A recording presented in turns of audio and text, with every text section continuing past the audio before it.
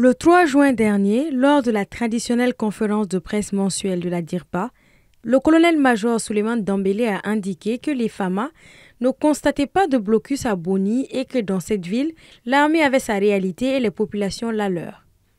D'après les sources locales, les combattants de la Katiba Serma maintiennent Boni sous blocus en bloquant l'axe Sévaré-Gao, empêchant les camions d'entrer ou de sortir de la ville, mais ils ne s'en prennent pas directement à l'armée malienne. Selon des informations recoupées auprès de sources locales, le blocus sur Boni a été initié en représailles contre les habitants de la ville et comme un moyen de pression indirecte de la part du JNIM pour obtenir des concessions de la part de l'armée. À en croire nos sources locales, la Katiba Serma a imposé et maintient le blocus en raison de la présence de partenaires russes dans la ville aux côtés de l'armée malienne.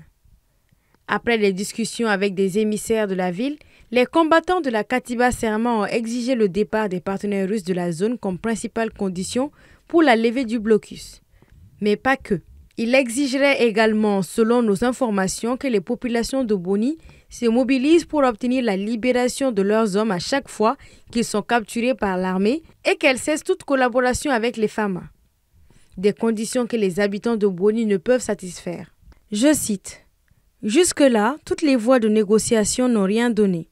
Les habitants ne cherchent donc à sortir de la ville, là aussi avec des risques de tomber sur des engins explosifs improvisés ou d'être arrêtés et pris en otage, fin de citation, glisse une autre source.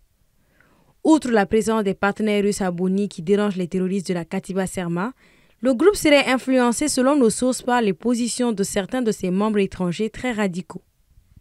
Le 30 août 2022, certains combattants avaient accepté de lever un premier blocus qui était alors en vigueur sur la ville depuis plusieurs mois. Cette levée du blocus avait été effective après qu'un accord verbal ait été trouvé entre eux et les émissaires de Boni. La Katiba Serma demandait notamment en retour aux habitants de ne plus communiquer d'informations aux FAMA, mais aussi de permettre à ces combattants d'accéder au marché de la ville pour s'approvisionner sans être dénoncés et de ne pas s'interposer entre eux et l'armée malienne. L'accord a duré un peu plus d'un an avant que le blocus ne reprenne à partir de juillet 2023 sous la pression de combattants étrangers radicaux du groupe terroriste.